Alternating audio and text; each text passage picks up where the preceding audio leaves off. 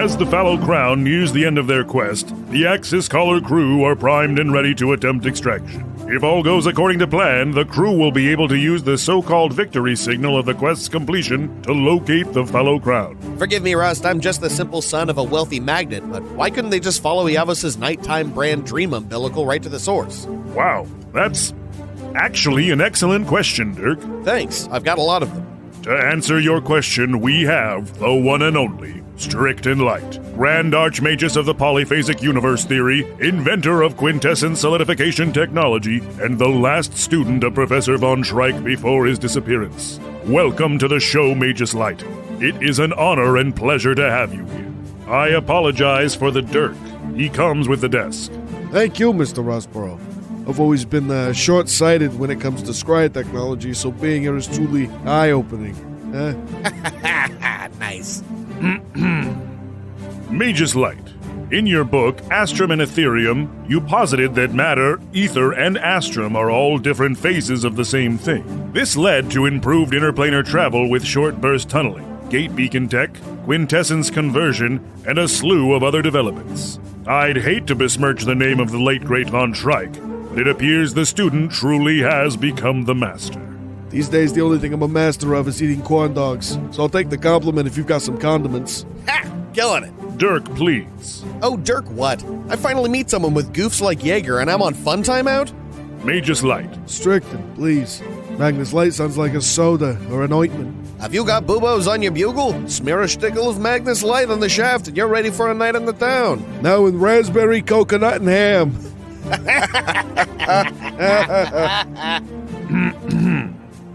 Mate Strickton, questions abound regarding error in general and the battle axis in particular. An infinite shaft whose every increment is more wonderful than the last. If there were gods in this plane, I'd assume they were compensating for something. Heyo! Sounds like the kind of gods my ex-wife would worship, eh? Eh? Eh? Yikes, Rust. Oof, anyway, you had a question. Yes. Well, Oh, by all the gods. Hey, Lightmeister, if we only have a scry signal because the League's crusty grandpa took a power nap, why can't we just follow the wet dream to the source? Ha! Straight to the point. I like that. I was getting to that. Yeah, and I got there first. To answer your question, in astral phase, energy takes on a more theoretical form. You see, it has no directionality because it's no three-dimensional space.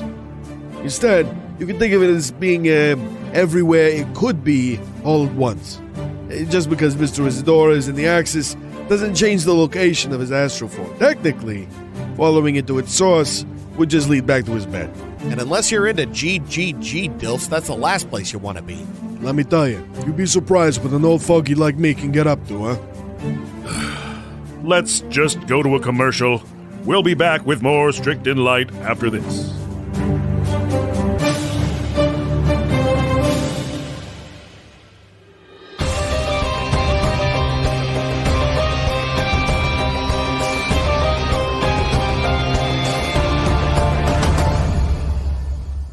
Your footsteps echo off the walls as the Fallow Crown makes its way across what is now the mirrored floor of the reflected Great Hall. The colossal double doors begin to slowly open, and their current orientation creates a ramp leading into the throne room. Iavos, your reflection, continues to look up at you from the floor, speaking casually. So we're dropping the pretenses then. Why else would you need to bring us to the heart of this? The pretense is the fun part. It's not the same without it. Well, I'm dreadfully sorry to disappoint, but we are professionals. I see. Well, one way or another, I have such beautiful things to show you. Wish I was going to lean over to Gaspar and say, Iavos is looking down for a long time. He trying to look up our trousers? I don't know if you really understand how trousers work, but didn't Iavos examine most of your body trying to figure out how it works? He's seen everything. Well, sure, but Gaspar, there's a time and a place. You're right. We must be professionals. As you cross into the next room, every surface of the throne room is mirrored, and at its heart is the ornate standing mirror that you saw in your visions, encased in a blooming burst of shards, almost as if frozen in time. As all of you cross the threshold, the doors slam closed. Wusha is going to start and look back at the doors. Huh! Great. Now we're in here with that. Yavos, tell us you have some sort of idea of what's happening. This entity has a mind, and it is up to us to destroy that mirror. Wusha, roll perception. I was literally about to say try not to look at it, but it's okay. 11. As you look back at the doors as they shut, saying these things, you see a reflection mirrored back. It's not moving with you. It's smiling. I'm going to point at it, furrow my brow, and say, "Mirror, mirror on the wall, gargle on my briny balls." Damn. Jesus. How long you been cooking that one up? Oh, I've had it written down for a little while now. Calling attention to it. This time, all of you see the same thing. All of your reflections. They're just standing there, smiling. And then they begin to change. Their forms shift. Their flesh melts away into a different configuration. Mouths wide, full of yellowed teeth. Snub noses like hog-nosed snakes. Empty hollows for eyes. And as they rise up along the walls, you see that they're not connected to the ground by feet, but by long tendrils, all leading to something you can't see. A puppet master of some kind. And then they leave the walls and enter your reality. I need everyone to roll for initiative. There's a chance they let us go, right? On it. It's a 16 for Zach. Zach just shows up in the mirror. Hello! Sup, idiots? Do we have to kill you again? Yeah. It's canon this time, though. It didn't take. How many times do we have to do this, old man? Is every surface in this room mirrored? Yes, are you going to make me regret that in a minute? Probably. So what'd y'all get real quick? 25. 10 less than that. 15. Am I subtracting my crystal modifier? You are. Your Okay. crystal math? Yep. Math addict? I get a 19 using the crystal method. Fuck, I thought I had good rolls. Well, thanks to my -3, I have a 5. Hey. Hey, there we go. There we go. That's what it's meant to do. There's that shitty old man vibe. Gaspar, these grinning, hollow-eyed creatures are staring at you from different edges of the room, their tentacle-like bodies disappearing into the mirror. You're first. What do you do? Watching them travel through the mirrors. Gonna load my crossbow. You're going to have to move faster than that if you want to stop me from breaking this thing. And I aim it towards the mirror encased in a bloom. I want to shoot the mirror. That is a 23 to hit the mirror. Unsurprisingly, it doesn't dodge, but it pulses with aberrant energy that, for the time being, seems to protect it as your crossbow bolt glances off of it. Well, that would have been too easy. That is the end of my turn. All right. As you ponder what's going on, the lair action happens, and suddenly the mirror below your feet shifts, rolls, and several of the Fallow Crown fall through it. You sink through the floor, and as your feet right yourself on the other side, it doesn't seem unusual. Up is up, down is down. But as you look into the mirror at your feet, you don't see a reflection. You see Iavos and Hal. Beside you is Wusha. Your party's been split into opposite sides of this mirror. So who's on one side together and who's on the other side together? You are with Iavos currently. Okay. Oh no! Yavos and Hal have sunk into the floor! That's correct. They have split the party. Get out of here this instant, you young man! Wait, hold on. Halophon, the creature nearest you, moves forward, gliding through this mirrored floor. And when it reaches you, it attempts to sink its teeth into your flesh. Does a 15 hit you? A 15 does not. I block it with my shield. Its teeth, sharp and yellow, dig into your shield, leaving imprints. But you manage to ward off its attack. There's no way of knowing which one is the real mirror. Wuxia, kick the shit out of that thing. All right. Do we hear through the mirror? You do not hear through the mirror. Oh, fuck. Thank you for asking. But Hal hears you clearly, Iavos. Damn, he doesn't hear me. You look at our reflections and we're just pointing at you to come over to our side. Curse his perpetual swimmers here. At the end of its turn, it uses a legendary action, and glass shards burst from the floor, creating a shard wall. Gadzooks. Oh, cool. Oh, boy. Cool. I like it. Yeah, it's very good. It is now Hal's turn. Okay. I have a question before I take my turn. Gasp. Absolutely. Actually, I probably have a number of questions, but does the mirror, it looks like it's like exploded with like a burst of stuff around it. Mhm. Does it look like it's anchored to the floor still, or is it sitting on top of the floor? It is above the floor, technically, suspended in this body of crystalline-like growths. Okay, so it's anchored. Yes. Got it. All right. Yes, I understand your question now, cheater. Mm-hmm.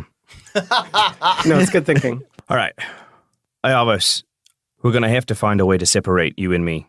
We might be the only ones who can control reality here. I haven't seen the other two do it yet. I'll handle this. You see if you can get back to the others. And I will rage. And that thing didn't move away from me, right? No, it is still next to you. I will fight it. I like the idea that he was asking him. He's just not looking at it. He's like, it didn't move away, did it?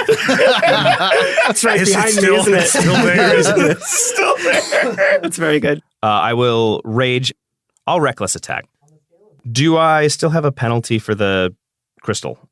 Technically. Okay. 13 to hit. Your attacks seem to slough off of it, or maybe it changes around them. It's hard to tell. It's a strange, almost amorphous creature. Well, let's see if I can morph it. It's morphin' time. It's not morphin' time. I rolled the same thing. That's another 13 to hit. What weapon are you using? Chivalric Edge. The chivalric edge dances around it, but does not find purchase. It figures something that exists with all of these glass shards around it. That's my action and my bonus action, so I will stay where I am so as to not provoke by moving away from it. Sounds good. I've got another baddie. And for the audience at home, they basically look like giant fleshy earthworms with dudes coming out of them. It's pretty cool. There's Freaking gnarly. one hand coming out of the ground too, which is fucking awesome. They kind of remind me of that creature from the bottom of the well in Ocarina of Time. On the other side of the mirror, the creature on Gaspar's side uses a dash action to race up to Gaspar. Unfortunately, it does not have anything left in it for an attack. But at the end of its turn, another wall of shards erupts from the floor. It is now Wuxia. So we are each trapped with two of these things. Can Wuxia still tell which one was mimicking who when they first were standing in the mirrors? Or have I completely lost track of that? I'd be fine either way. Since you traveled through the mirror, you've lost track of it. Perfect. I am going to turn to the one that ran up to Gaspar, that is adjacent to me. I'm going to crook my foot back and scream, "I liked you better when you were me!" I'm going to kick it twice. I haven't used my bonus action, so I'm going to Hunter's Mark it first, and then kick it twice. Fuck my ass. Well, the first one is a 1, so that's fun. And the second one is a crit. Balanced, as all things should be. It's really the backswing you got to look out for. Right? Oh, my butt. First one was a fake out.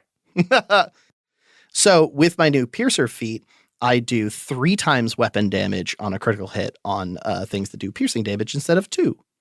So this is going to be 5d8 plus 4 damage. That is disgusting. Yeah.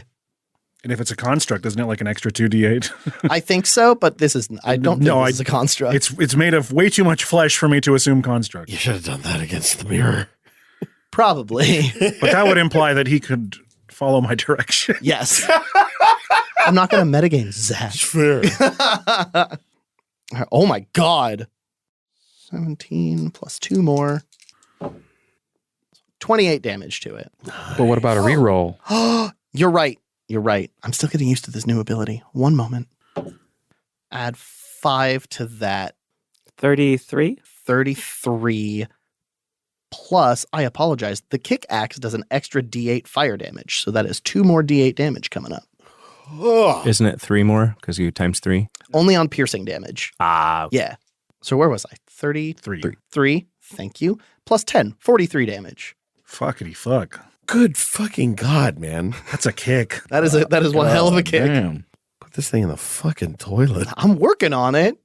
You pierce with your kickaxe what moments ago was an abdomen. Silver fluid leaks out onto the floor before turning black. You hear a hissing scream come from its mouth as a tongue flails about.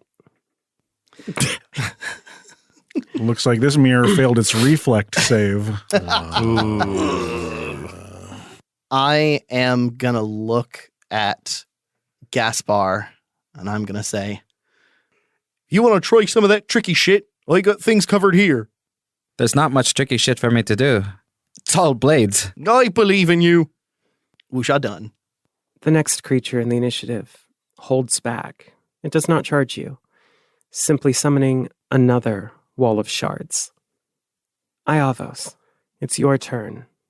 Oh, geez. How high up do these shard walls go? These pointy barriers? They are much higher and denser than the miniature would suggest. It is more like an ice wall or a wall of force. Gotcha. Although Iavos, as you reflect on the situation,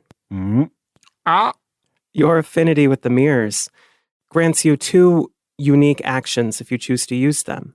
With your bonus action, you can choose to either reflect, move one creature from map A to map B or vice versa in the same position, or crystallize, create a wall section on map A and place another one in the same position on map B. Once all wall sections are in play, you may instead move one wall section and its counterpart to any position. I can only move one after I've created another one? Is that what I'm getting? I basically have 4 sections, and once they're all in play, instead of them having to disappear or anything, you can just move one instead of summoning a new one. One more is yet to be summoned. Right, I get that. I just mean I don't have the option to move one yet until they're all down. Right. That's correct. Okay. It's so tricky. Okay. So, and that's great because part of what I was thinking involved basically exactly that. So that's good. The question is, do I want to take my action before I try to swap sides or vice versa? Because I wanted to really maximize my output. I'm going to try to play it smart and see if that helps.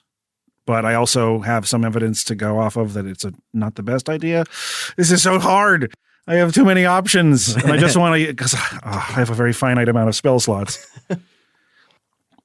Okay. I am going to shift 5 feet to my right, putting my body on Gaspar's reflection, and I'm going to attempt to trade places with Gaspar. I hadn't considered that, but I love it so much that works. Great play.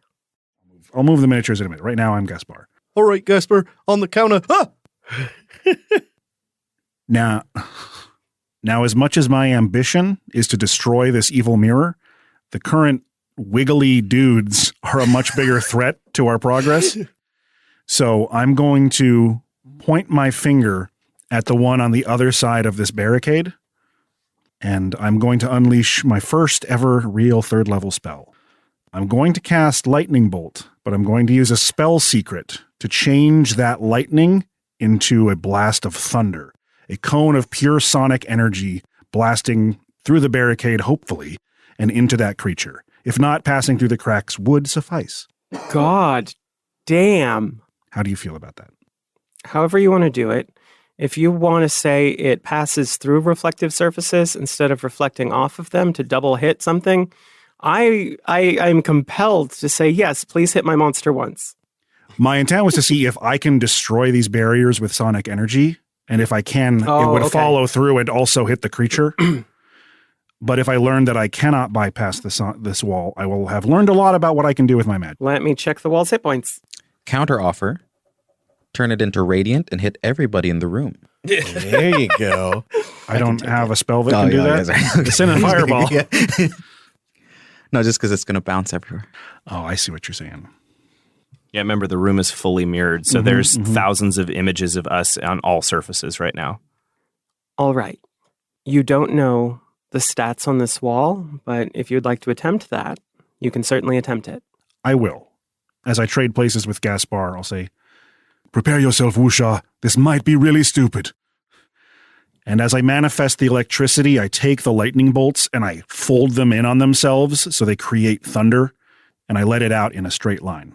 So the first thing that happens is it hits the wall. Obviously, it doesn't get a dex save because it is made of stuff. It has a very low dexterity, yes. Okay, great. Am I rolling damage? Yes, please do. Okay. Not bad. Come back. I need you very much. Okay, 27, 11, so 29. 29 thunder damage to the wall and potentially the creature on the other side of the wall, if things go well for me. What's the range on your lightning bolt? 60 feet straight line. Isn't it Actually, no, it's 90. 100 It's 120 foot straight line. Yeah. Lightning bolt slaps. I forgot I was thinking of the lightning javelin. There are 2 learnings from this. I love learnings. I'm very pro learning. The first is that this magical spell was not powerful enough to reach the creature. Okay. That's a shucks, but we keep rocking. But it was powerful enough to virtually shatter this wall of shards, which has 30 hit points, by the way. Okay. What's left is brittle, falling apart, crumbling to pieces of loose glass on the floor. The wall is effectively destroyed. Neat. I'm going to keep that in my back pocket for when the time comes to try to destroy the thing encasing the mirror. But for now, the priority remains Wiggly Dudes. So that is my turn. Good plan, Yavos. Stupid's still my favorite kind of thing. The last turn of the round goes to the creature that you just tried to attack. Its grin becomes even wider as it disappears into the floor and joins its companion at your side. More of the creature next to you rises from the mirrored floor into your view, and a single trunk body full of wild limbs and many heads rises, all ready to attack.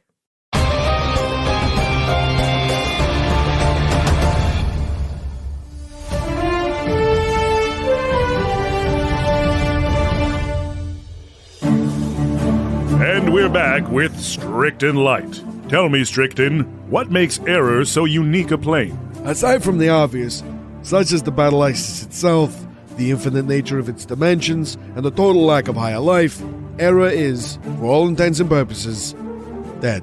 As in, the scene has moved on and the nightlife is just roller discos and pubs named after the owner? I mean, look, if I wanted to spend my night inside of Jeff, I'd hit the roller disco. No, you melon with hair. Dead as in a corpse. Exactly. Every plane is teeming with Materium, Astrum, and Ethereum. Now, there's some that are infinite, but however far out you go, there's a layer of these 3 phases of energy. But here, there are entire sections of the surface that are completely devoid of Astrum and Ethereum. Materium aplenty, but nothing else. Could this have something to do with the lack of plural life? See, now you're asking the right questions, but the real hard one is, what died first? The plane or the gods? And more importantly, why? Ooh, I know this one. It's not a joke, Dirk. I'm sure I can make it one if you give me enough time. You mentioned that the plane itself is infinite. I wish I could blame my ignorance on my singular soul, but in truth, math was never my strongest subject. But tell me, how can something material be infinite? I mean, technically it can. Not in the real physical sense of the word. Infinity is mostly a theoretical concept. It exists in calculation, but not so much when you apply it to the physical world. You have some infinities, but not quite the way you think. It's too much. However, if the concentration of astral energy is strong enough, it doesn't need to be physical.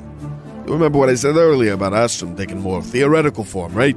Of course. I'm not gonna lie, I stopped paying attention at this isn't a joke, Dirk. Well, here on Era, the farther out you go, the higher the concentration of astrum. Which means that even though the land beneath you keeps on going, this is only because the astral forces and your mind's interaction with them are manifesting the next step. And even more interesting is that those places, sites, and landmarks are all very real. They exist, but where they are and when they manifest is entirely up to probability and the presence of a being experiencing them. So it's as though a strong enough astral cloud could almost store reality, and our perception of it manifests the next section of that reality. Look, Rost, I'd be lying if I said that was a perfect summation, but it's as close as we're gonna get the two of you without years of training and study in phasic reality theory, metaphysics, and math. Jeez, this interview went from laugh riot to math class. Let's go to commercial before it becomes a dentist appointment.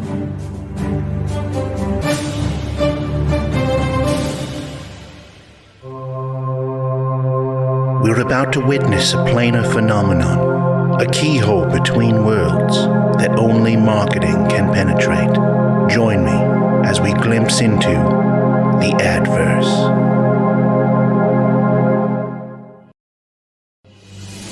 Portland and Pacific Northwest cuties. This January 23rd, Wayfinder Brewery is hosting a 21 and over Dungeons & Dragons event called Goblin Up. From 6 p.m. to 9 p.m., you can have a seat at a table with a local professional dungeon master to run you through an epic one-shot D&D adventure, including myself, Zach Barkus, Max Hobbs, and other great local DMs you may recognize from past D20 Questions episodes. $70 gets you a ticket to play with the pros and a 3-course dinner. Find the QR code for ticket sales at the LUQ.com and the Wayfinder Brewery website. Let them know you're a fan of the show. And keep your eye out on Twitter. Starting today, when this episode comes out, we'll be doing an LUQ giveaway for 1 ticket to the event. But the window to enter will be short. We hope to see you there.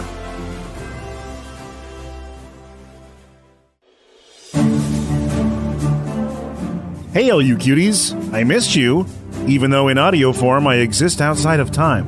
Anyway, visit the LUQ.com. It's a simple request, but I promise you'll be the one that benefits from this exchange if you're looking for cool LUQ stuff, like actor bios, photos from behind the scenes, links to our merch page, and the upcoming Wayfinder Goblin Up event. Not to mention the Patreon. This is where you can go to support the show and help ensure that it keeps getting made. Check out the top tier rewards. You can make a character to join the LUQ-verse or get mentioned in the following list with our legendary mid-roll teams, which are the Titans Rise, the Ceaseless Horde, and this week's featured team, the Twilight Concord, with Maisie, Mike Gordon, Big Boy Roy, and Caitlin Oliver. For personal messages or advertising opportunities, reach out to admin@slapstudios.com. Don't forget to follow us at twitch.tv/slapdash streams for Monday night premieres of new episodes and other streaming throughout the week.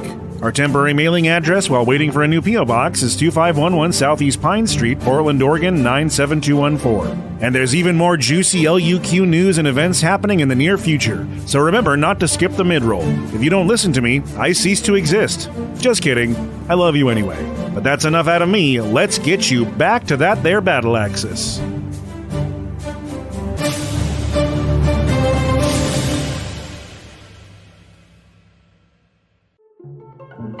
Do you suffer from ailments, maladies, symptoms? New prescription Remedol might be right for you. Side effects of Remedol include butt rot, grave mouth, excess milk, hydrogen allergies, thigh gaps, spicy tits, brain gas, runaway nipples, ear blindness, wet leavings, dungeon taint, loose shits, brick shits, lip shits, mudlust, tropical howlers, long flaps, squat goblins, blood migration, and heavy trumpeting.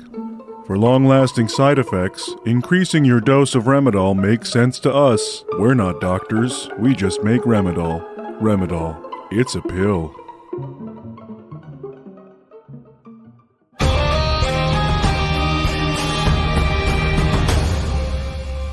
A giant of writhing flesh and teeth rises from the floor next to Iavos. It's the top of the round. Gaspar, how do you save the day? Well, I have to do some tricky shit. I've been stewing. I've been brewing. So looking at this throne in which the mirror is embedded into, how high off the ground would you say it is? Not too high, right? The mirror? Yeah. Once again, it is anchored in the middle of a crystal, but it is not high, maybe 5, 8 feet tops. Yeah, but it's blooming, so it's not actually in... There's no crystal in front of the mirror, or is there? It is it fully full? embedded in a cluster, in a three-dimensional cluster of crystal. Oh, okay. That completely negates my tricky shit. Fuck! Since Iavos instantly bought me some space, bringing me into this side of the mirror, with nothing truly threatening me, I'm just going to aim towards the creature that has engaged with Halifon. Bide my time and shoot it before it can disappear into the walls and other surfaces. Please do. Fuck it up. That is a 27 to hit. Barely. That's a very good hit. To what degree do you fuck up his day? That is 30 points of damage. Damn. And as the arrow strikes it, there is the sound of a small ceramic piece shattering in Gaspar's pocket. Interesting. At which point, on top of one of the other grinning hollow-eyed creatures, is a skeleton with a glass shard morning star that bashes into this thing's head. Cool. That's fun and neat. That's very cool. I love it. The creature screams with a voice that sounds like the whistling of a tea kettle. And it does 8 points of necrotic damage before finally fizzling away. It thrashes around, flailing in the air. It has been laid to rest. That is the end of my turn. As the skeleton melts away, the creature remains, and it is its turn. For its turn, it dives back into the floor, unwilling to contend with both you and Halifon. Do I get to make an opportunity attack against it as it leaves? Yeah, take it. All right. Thank you for asking. 17 to strike. In this form, that hits. All right. It is going to take... Sentence makes my ears feel bad. Takes 9 slashing and 2 radiant damage, and its speed's reduced to 0 because I have Sentinel. God, that's such a dick move. It fucks me up every time. I love it. As it starts to merge into the floor, Hal sweeps his sword through, bouncing it off the mirrored surface. It flashes with radiant light, and I sever the tendrils that it's trying to extend into the other space and leave it flopping on the ground in front of me, no longer connected to anything. It withers and blackens in the mirrored floor, and the creature across the room from you rises from its position, bearing 3 more heads, one of which severed at the stump. Oh, God, there's more. God, they're so juicy. At the same time, the lair action triggers, pushing Wusha onto the map with Halifon and Gaspar. Oh, boy. I would like to note to the public that I am not cool being by myself with this thing. Next is Hal. Is it an action to try and go through the floor? Here is the skinny for you, Hal. You have been inoculated with shards. Mm-hmm. You can attempt to do that. Mm-hmm. Whether or not you succeed, you will go up to 4 points of glass curse. Okay. And if you succeed, it will no longer do that. I won't keep gaining points every time I use it. Is that what you mean by it'll no longer do that? Yes, once you succeed at doing it, you will no longer accrue additional points to your curse. Okay. Is there a creature right next to Iavos? Yes. Is Gaspar still standing directly opposite Iavos in this room? Yes, you, Wusha, and Gaspar are all clustered together. There are no creatures nearby you. There is one on the other side of a wall from you. Okay. And then on the other map, it is just Iavos making out with this hell beast. Okay. All right. Macking down. As Wusha appears in my area, I'll look at him and say, Whoosh, Oi. break the mirror. All right. I run towards Gaspar, and as I approach Gaspar, I go down to slide on my knees and attempt to merge through the floor and pop out on the other side. Okay, please make me a wisdom roll. Do I have advantage or no? You don't. I did at one point, but I think I'm too dumb for Your that. reflection was helping you. Ah, that's why. In this room, there is no help. All right. Only Wiggle Boys. They're the wiggliest. This is just the nastiest hydras ever. It's like a hydra made of foreskin. I could just hear like their awesome. gross, like harmonizing, like fruit salad, yummy, yummy. Okay, funny story. The miniature is actually called a false hydra, and they do sing. I hate that. Yeah, false hydras are a thing. Yeah. They do really look like nasty dicks. Satan's barbershop. I'm trying to see if there's any sort of juice that I can throw on this. I don't think that there is. Yeah, nope, I can't add anything to this, so I just get my +3 from mirror stuff, right? That is correct, you do. No, I gained a 4th one, didn't I? When I got stabbed. No, you managed to avoid gaining another one. Okay. +3 -1. 18. You made it. You are now up to 4 points, but you also sink through the mirror and appear next to Iavos. All right. And the creature. Hal slides on his knees, disappearing into the floor right before he gets to Gaspar and emerging just on the other side of Iavos. Is there room for me to interpose between him and the other creature or no? There is not. Okay. You are in a dirty triangle. You could, in the fact that Iavos is insubstantial and therefore could stand inside of him and take damage. That is a good point. If you would like to be inside Iavos, you can. So emerging from the floor next to Iavos, Hal will do what he can to interpose himself and his shield between this creature and Iavos to defend his ally. And I will make 2 strikes against this creature that is menacing my wizard and cleric. Please de-menace my bad boy. All right. Still reckless. I need it if my other attacks were any indication. Whew. A 10 and a 1. So the 10 becomes 18 -4 for 14. The magic number was 17, Whew. and you did not meet it. Okay. I'm going to have a hard time hitting. Second strike. This one is an 18 total. You hit. Ha! Die, beast. Is this thing damaged at all yet? The party has dealt a total of 93 damage to a yet unknown number of creatures. I see. I'm going to pump a first level Divine Smite into the strike. Oh, yeah. Yeah. I see no reason not to. That seems very prudent. Yep. So Hal busts through the floor with this huge upward vertical slice and just cleaves into this thing, I guess on the backswing because I missed my first strike. Dealing 14 points of slashing damage plus 14 radiant. So 28 total. Vertical slice sounds like a new kind of soda. It's in a really wide can. No, it's an IV bag that you hang above yourself and just put the straw in your mouth. It's a slice, but it's cloud flavored. Because I hit, in the mirrors around me, you can see spectral images of other LUQ heroes all striking and harassing this thing, but none of them are visible where I am right now. Harassing like heckling? No, like menacing. Heckling. Just imagine Stormclad being like, 4 heads ain't better than 1.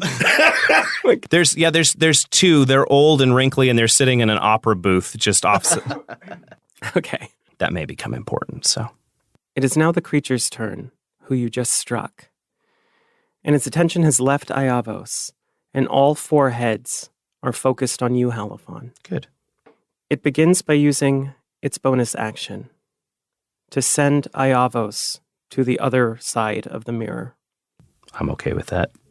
And then, as the creature pulls the rest of its body through this aperture, it is with enough force that all of the shard walls shatter, and you are left facing a behemoth of flesh and bone and blade.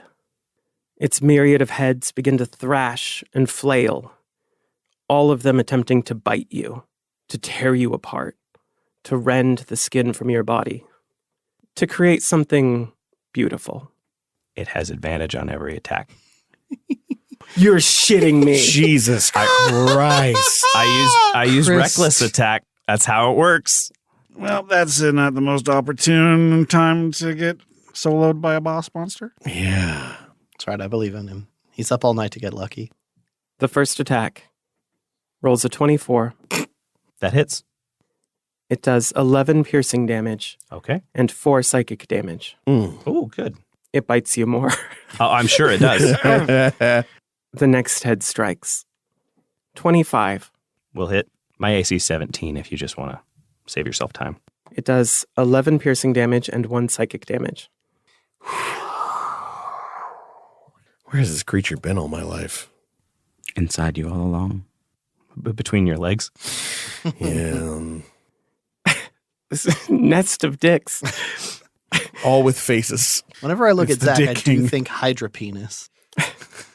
Its next attack hits as well, dealing 15 piercing damage and 3 psychic damage. Christ. God. It's a good thing I was at full health. Are you still up? Oh, yeah. Yeah, I haven't taken very much damage until just then. All right. It ends its turn. That makes it Wusha. Wusha, you are in a room with Gaspar and Iavos and nothing else. On the other side of the mirror beneath your feet, you see this behemoth tearing into your friend, rending him to pieces. I'm going to look at Gaspar and Iavos and say, either of you ever heard of a right whale? I have, yeah. That's the wrongest whale there is. I'm going to move away from the wrong whale toward the big shard with the mirror in the middle. Wanting to honor Hal's last request, I rock the kickaxe back and say, better hope this works, and cast Ensnaring Strike on my leg with the intention to kick this thing, burst vines out, and have them continue to crush it. I love it. Hell yeah. Let's go! That's a 13 and a 23. It does not dodge. Feel free to roll your damage, and feel free to roll your additional damage versus constructs. Sick. Shocked it didn't dodge. All right. Let's roll out my normal damage first. Let's see. We're looking at 11 damage from that so far, plus the extra 2 from it being a construct, which is 4, so that's 15, plus the extra 1 from fire, which is 6, so that's 21, plus 4 is 25 piercing and fire damage to it. Then the vines erupt around it, and it has to make a strength saving throw. If it's a larger creature, it has advantage on the saving throw. The crystal doesn't budge. It doesn't shatter. But a crack from where you kicked it snakes along it. Vines are going to erupt out and wrap around it, and it's going to take d6 damage at the start of each of its turns. Also, I roll damage from only one attack. I should probably roll damage from the second attack, too. Jesus Christ. My boy. Plus 4, 27 damage from that one. Duly noted. It holds strong, but your vines pull at it. And you imagine that you hear a slight creaking sound. I hate furniture! My turn's over. You go before me, right? Next is Iavos.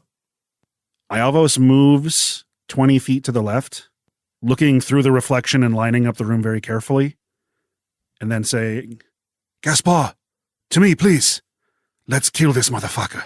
I want to shoot it in all 8 of its heads. We will. So on your turn, what I want you to do is run into me. We prepare a glory move. We're going to use the shard stopper. The shard stopper. I'm going to hold my action until you run to me. So it's my turn now, right? Unless there's a legendary action. Not until after your turn. All right.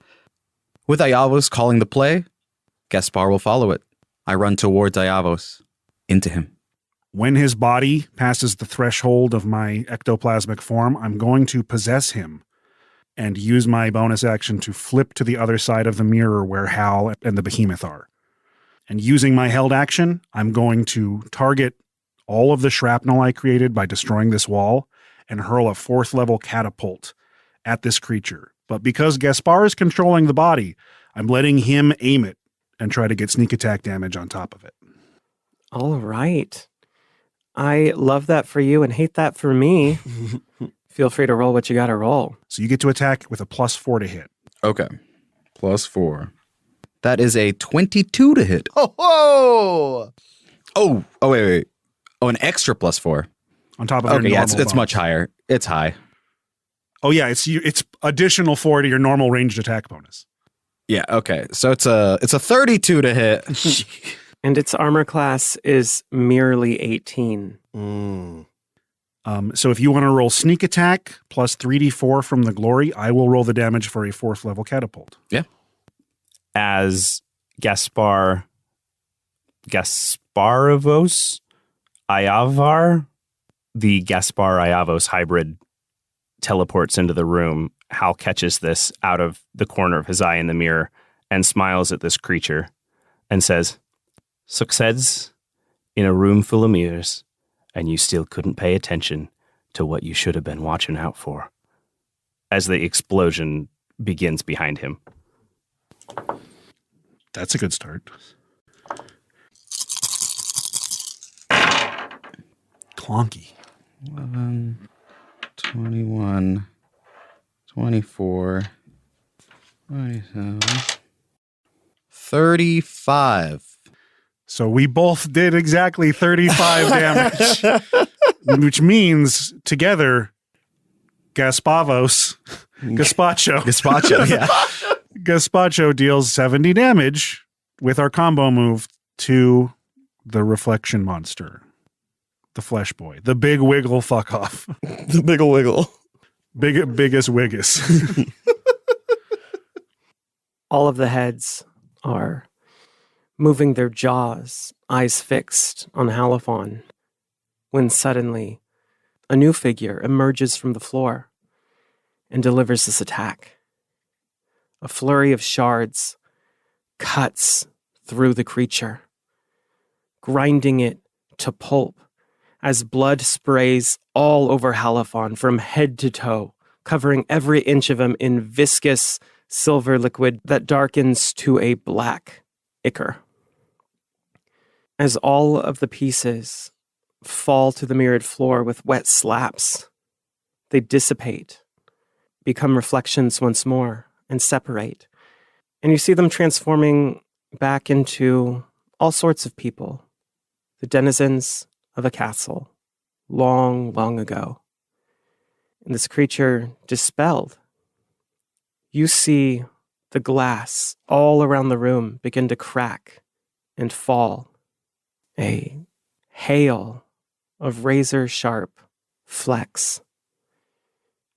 Similarly, the glass encasing the mirror is suddenly crushed in the vines of Wusha's entanglement, leaving it exposed for you to do whatever you wish with it. If this is what stands in the way between me and getting the hell out of the Axis so I can get Pen back, I'm going to kick the shit out of this mirror. Oh, it shits.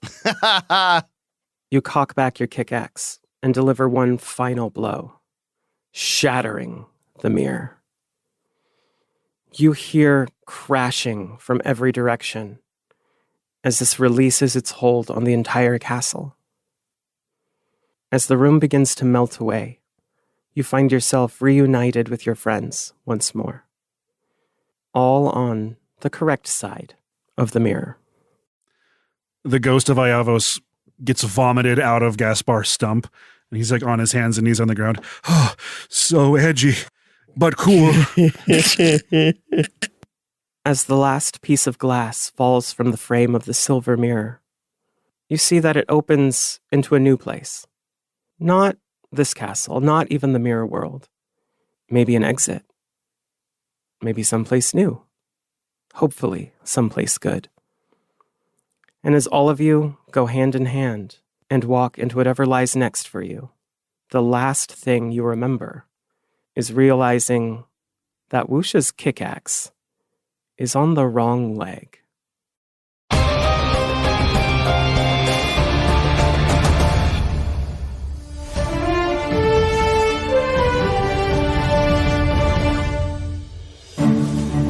We're back with Strict and Light, the preeminent scholar and authority on phasic reality theory.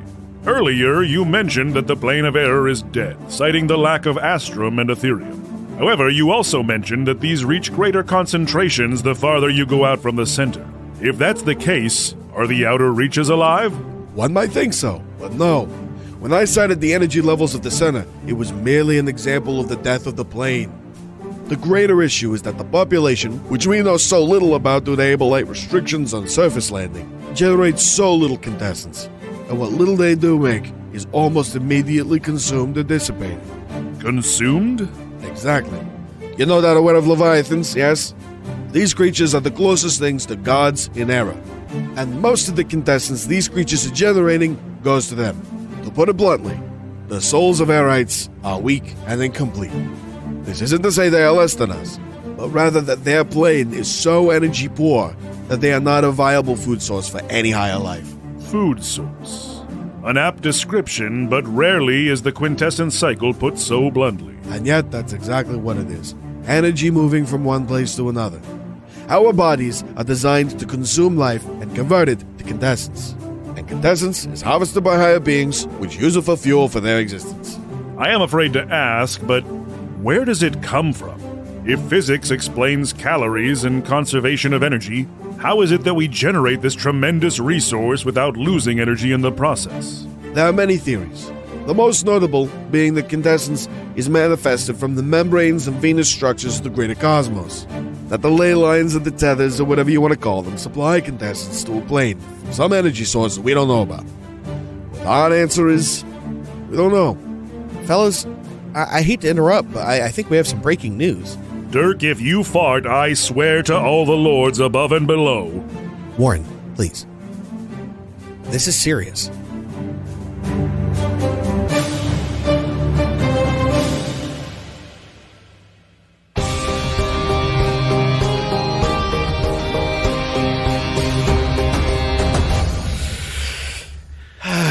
What does it mean? I mean, I love it. What hump? did we get a false whoosh? Welcome to Mirror Wusha. Shaw woo. Damn it, I was about to say. Ass woo. All right, well, now I got to build ass woo, so thank you. Ooh, ass woo. I hope you like being left-handed, bitch. No, my dominant hand. That was fucking awesome. Beautifully done, Dana. These minis and mechanics are very fun and good for me. Crazy. I love the growing, developing mini over the course of the fucking combat. Awesome. Perfect. Excellent. It's just like there's no way there's one more. Like, yeah, they're bigger and juicier and wetter than the last one. Each one was grosser than the last. It's perfect. It's my nesting doll of disgusting things. There you go. Russian nesting dong. Sorry, go ahead. Let's go around the table and talk about our favorite moments. Ooh. I mean, I gotta go with the enemy, like, scaling up. As soon as it happened the first time, I just knew. I was like, Dana's gonna deliver. She has to. And boy, look at that monster. Ugh. Yeah, Dana really jumped the megalodon on that one. I really like big minis. Yeah. They're never big enough. And I cannot lie. Size queen over here. Come I on. am. You other DMs cannot lie. Ooh woo. God. My highlight, my best moment has to go to like a conceptual thing. Dana, usually when I walk into a game and see a conflict, see a fight that's just in a flat plane with like nothing there, it's rarely something super engaging and something fun. You're just running around smacking the crap out of things. The fact that you added so many cool layers of interaction and engagement to what is essentially just a flat plane was fucking awesome. The traversal and the way to like attack the enemies, the things we had in front of us, the options we had were fantastic. This was just, you nailed it. It was awesome. It's also really cool, like sensory wise. Yeah. People listening won't be able to pick up on this, save for maybe a photo or two we share, but the battle mats are actually mirrors. So having an actual like visual reflection of the battle for us while we're doing it, it really does kind of add a sinking sensation, a two-sidedness. It was extremely unexpected, which is perfect for weird mirror fight. It also makes this giant mini look twice as big. Yes, it True. does. It has 8 juicy cockheads. It's very disgusting. It's so good. Michael? I liked the shard stopper move as a finisher. The just grabbing all of the little bits of debris and just reverse wood chippering it, basically. Like that was a cool. I was possessing Gaspar in order to cast the spell on the right side and everything. That was a cool way to end that fight. Yes. Right, and a wonderful way to kind of cheat teleporting 2 people. Like that's Yeah, I was trying to think, like, how can I get Gaspar on that side to fuck this thing up? I'm like, wait. I love it. It's my brain that lets me through. I'll make my brain his brain. Thank you all so sincerely for these compliments. It's very, very nice. To just kind of explain, I know you weren't expecting like this kind of gross skinless flesh monster. And the idea with that is that all of the reflections of the inhabitants of the castle were kind of melded together and reshaped into this thing. Yeah, as soon as you were saying like, oh, this mirror literally fucking ate their reflections and turned it into that, I'm like, that's sinister. Yeah. That's where it came from. And it's hard to describe that when you see it, but that's where it came from. That's why it's so fleshy in a place that's fundamentally not fleshy. And yeah, this monster too is not the mirror. It's a whole thing. And my favorite thing, Iavos, was a first time you pushed kind of the boundary of the rules I set up for you and swapped places with Gaspar. Because when I was coming up with those rules, I didn't even think of that possibility. What happens if you're on the same space as another creature? And that's fresh as hell. I loved it. I mean, maybe it's just body dysmorphia, but when I look in a mirror, that's what I see. Yeah. Sorry, I've been chiming in on everyone else's favorite moments, so I felt like I already dropped one. But I guess, I feel like we've set a precedent now that, like, if you're going to run like a big boss fight, that has to have some kind of cool mechanics or flair to it, and it just keeps getting better. And it's candy to my brain. Mm-hmm. It's wonderful. One more note I'd like to say is that this castle has a fully fleshed background, and it is called Mithrazel. Sick. All the things y'all will never know about this castle. Sorry, Wusha was The so deep lore. impatient at the beginning. He had places to be. Oh no, it's great. Okay, so at the very, very beginning of the dungeon, I'm glad y'all killed some time there because I gave you 2 doors and you're like, fuck it, I'm just going to go through the right one. I'm not going to look at anything. I'm just going to go through the correct door and just go. So props. For me, the obvious highlight is not having to run a dungeon. Any opportunity in which I don't have to put a whole shitload of thought into what's going on is absolutely a fucking delight. But more specifically, I love that you managed to make a dungeon that is very, very my style, with the body horror and the cool like existential shit and like the mirrors. A lot of the visuals are very similar things that I really enjoy. I actually agree with that. Like when I sat down to make a dungeon, just because of the context of it being this season of LUQ, I wrote it in your style. WWZD. There you go. Well, you did beautifully, and I fucking love everything about these minis and all this other stuff, and I hope it wasn't too expensive. Oh no, I enjoy this. I have a feeling you're going to get a lot of use out of these. Like I'm not going to be able to use the 14-foot dick monster again. Admittedly. Well, thank you, Sam Hediger, the editor, for editing this episode. Let's go ahead and go around the table and hear from everybody on their stuff. If anybody's got any announcements or anything. Oh, no.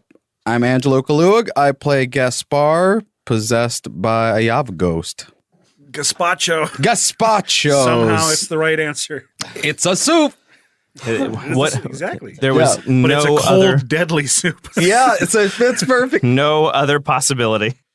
My name is Max Hobbs. I play Wusha Brian Child, the Wandering Tide. Go also check me out on Help Action, help-action.com, or wherever the fuck you want to find me on the internet. Dungeon Master Max, pretty much anywhere. I guess also I'm about to have a baby. That's cool. Hell yeah. That's fun and exciting. Baby schmacks. Well, but it'll probably be extant by the time this episode comes out. Probably. Yeah. Yeah, it should be. Michael? My name is Michael Loving. I play Halifon Orson Jr. My wife and I will have no more babies. 2 is enough for us. Thank you very much. That's fair. You can find me OG_Captain_Mel on Twitter. Yeah, it's where you can keep up on the various things that I'm doing, most often with God's Fall or Kill Every Monster, but maybe some other stuff in the future. Or on Hive, where I got in early enough that I'm just Captain_Mel. Actually, I think it's all Captain Mel. I don't think they let me have an underscore. I don't remember. But I didn't have to throw extra fucking characters into it because people who don't even use their handle got my name first. Twitter. I am Dana Ebert. I am this chapter's dungeon girl, not playing any characters aside from my little wiggly boys. I'm up to all the regular stuff. You all know what's up. Just enjoy not hearing my ad for the last few weeks at this point. Enjoy that.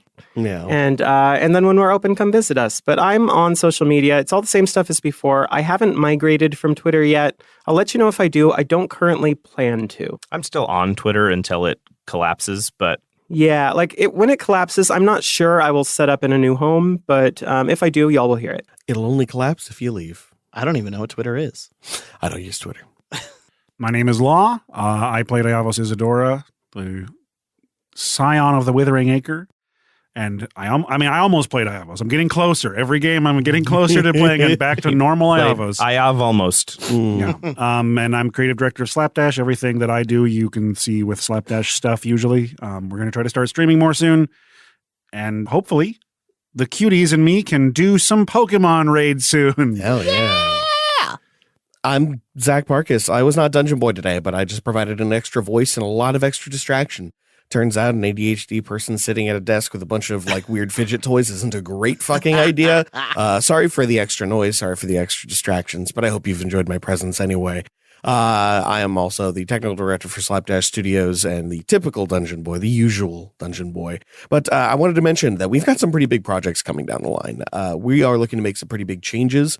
We're hoping to do some more shows, more podcasts, more streams, more everything. But in order for that to work, we're going to need your guys' help because the fact is none of us are getting paid, not properly. So if you have a moment, just jump on our Patreon and give us $1. It's $1. Trust me, $1 a month. You'll barely notice it, but it'll make a huge difference for us. So please consider giving us something on that front. And if you do, you can guarantee you'll see a lot more new shit coming out for us because I've got some projects that I'm working on.